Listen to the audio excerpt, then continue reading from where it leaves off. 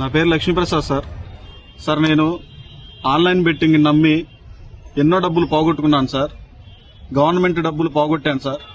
నేను online betting నమ్మి మోసపోయాను sir. నేను తప్పు చేశానని నాకు ఈరోజు అర్థమైంది సార్. సార్ నేను తప్పు చేశాను సార్, నన్ను క్షమించండి సార్. కమిషనర్ గారు నన్ను క్షమించండి సార్. సార్ నాకు ఒక నెల అవకాశం ఇస్తే నేను ఆ డబ్బులు ఎలాగైనా సరే మా అమ్మ మా నాన్నలు బతిలాడుకొని నేను తెచ్చి కట్టగలను సార్. నాకు ఒక అవకాశం ఇవ్వండి సార్. ఈ రోజు నేను చేసిన తప్పు వల్ల నా భార్య పిల్లలు మేమంతా రోడ్డు మీద పడి ఉన్నాం సార్. పిల్లలు 2 రోజుల నుంచి ఏం తినలేదు సార్. ఎన్నో ఇబ్బందులు పడుతున్నాం సార్. సార్ నాకు ఒక నెల అవకాశం ఇప్పించండి సార్. నేను తప్పు తెలుసుకున్నాను సార్. ఈసారి మళ్ళా రిపీట్ చేయండి సార్. నాకు ఒక్క అవకాశం ఇవ్వండి సార్. కమిషనర్ గారు సార్, కలెక్టర్ సార్, ఒక్క అవకాశం ఇప్పించండి సార్ నాకు. సార్ నేను ఒక నెల నాకు సమయం ఇస్తే నేను ఆ డబ్బులు మొత్తం రిటర్న్ చేస్తాను సార్. రెండోసారి జరగదు సార్ ఈ తప్పు.